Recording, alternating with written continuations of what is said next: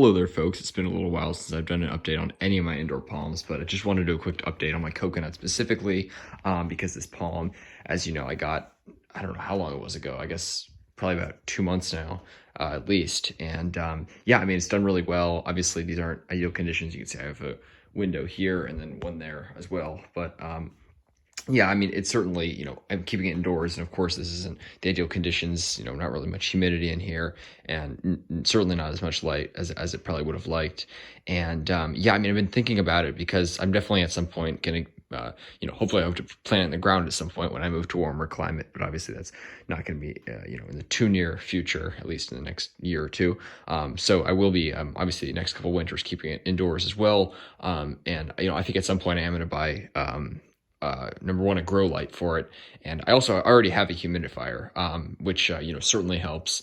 And what I've also been doing is, I bring it in the shower, anytime I take a shower, bring the coconut palm in and just, when the room, humidifies, that really helps it. And, I've found that to be pretty effective. And, spider mites, which are the biggest problem for indoor coconut palms and indoor palms generally, really hate humidity and also wetness. Every time I wash it off, when I turn like the shower on, put it over the palm, always wash those fronds off. And yeah, I mean, it's doing really well. As you can see, I mean, it's gotten, a little bit of browning, as is expected, but the fronds are still pretty nice and green. A little bit of browning. Again, some of this was here before, a little bit of that browning. But, I have noticed here on the base of the trunk, you can see obviously this, cut off frond, obviously it's going to start to rot away. I have noticed, I don't know if you guys see that right there, it looks like a little bit of browning on the actual trunk itself, which was kind of, I don't know, worrisome a little bit. I wasn't exactly sure what that was.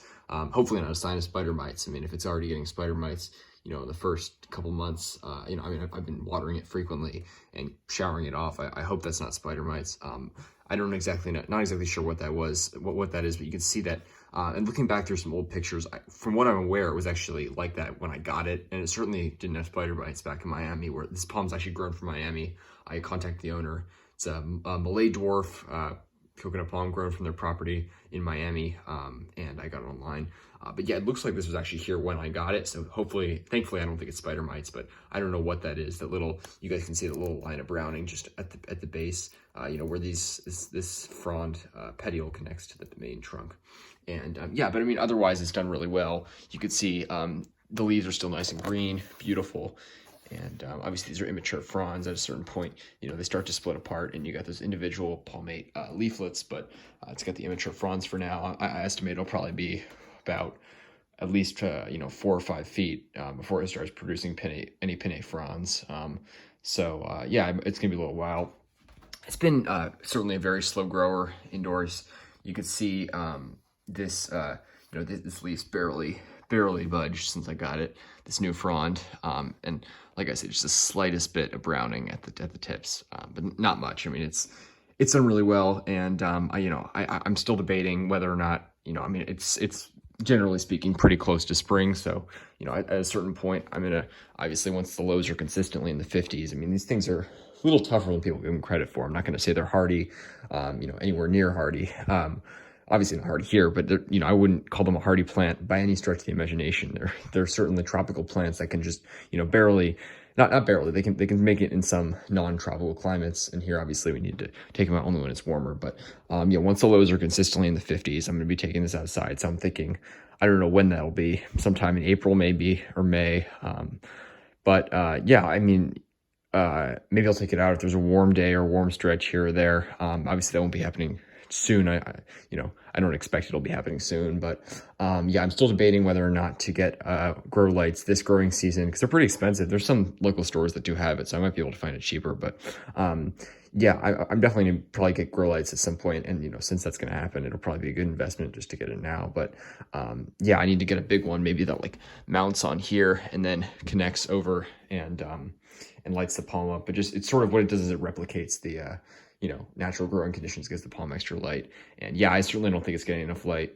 You can see I have this window here, and this is a south-facing window, and that's an east-facing window over there. And I mostly just open this one, but all my other palms like it. But But yeah, we'll just have to see. And maybe I won't get grow lights this season. I haven't had to use the humidifier yet. If I notice obviously spider mites or anything, I'm going to bring the humidifier in and turn that on to humidify it.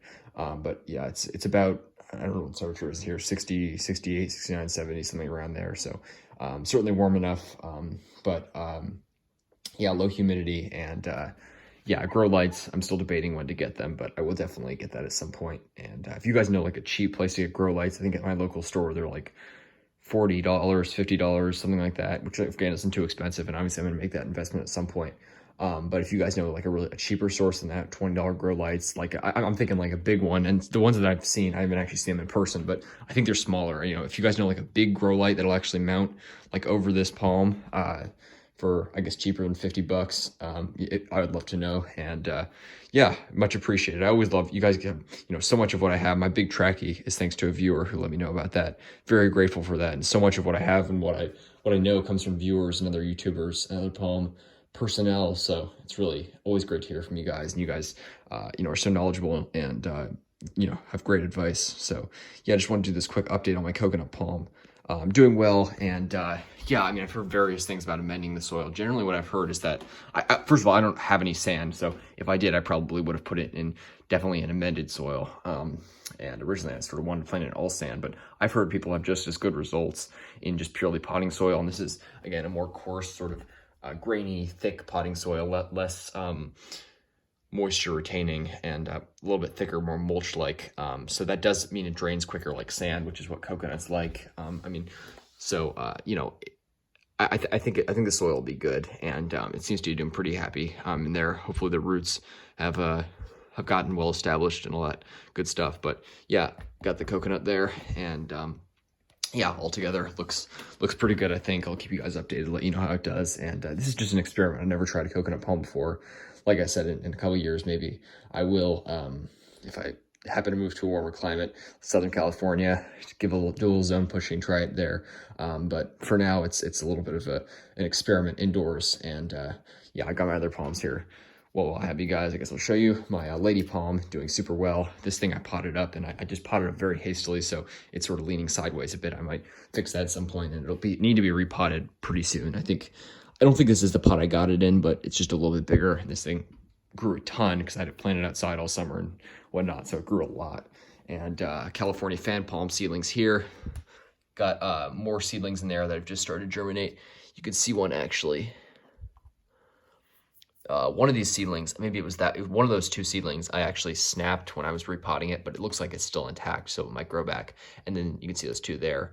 But there's a bunch more under there that have just started to germinate. Got those potted up. I guess from that oasis in California. And the reason I want those, I'm definitely gonna actually probably throw one in the ground at some point. Maybe cover it in winter just with like a tarp to keep it dry. Do a little zone pushing because they can't survive in climates like this that are dry, like Albuquerque, just as cold as DC. But it's a dry climate, so I might do a little zone pushing with one just for fun. This probably isn't the hardiest ecotype from out near Palm Springs, but who knows? Give it a try. But mostly just for when I do move to a warmer climate, like California or something, most California fan palms in the market are actually hybrids with Mexican fan palm. They could be hybridized with the Mexican fan palm and then recrossed back with the California fan palm to get a more California fan palm like, trunk. But once it's, been hybridized, it's basically a hybrid in my view. So I wanted to get the purest of pure seed, and this is 100% pure, purest as pure as it comes, California fan palm seed straight from the source, the Oasis, Thousand Palms Oasis in the Coachella Valley Preserve near Palm Springs. Sable palmetto seedlings doing really well. These are from Virginia Beach. I'm going to plant all these in spring in my yard, do a little zone pushing, and who knows? I think, I'm probably not going to protect them. I don't plan on it.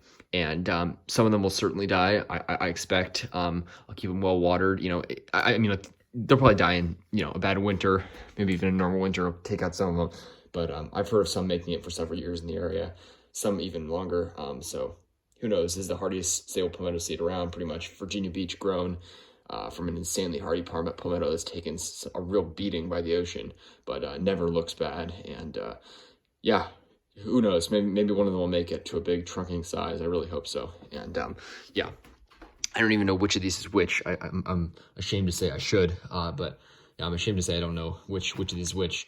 But yeah, one of these is, I think this is tracky. This one is sable.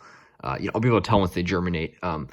But yeah, one of these I got Sable Minor, Sable Birmingham, and Sable, and Trackies. And yeah, looking forward to all that. But just want to share that with you guys. Coconut palm doing well. And yeah, I'll keep you guys updated. Thanks for watching.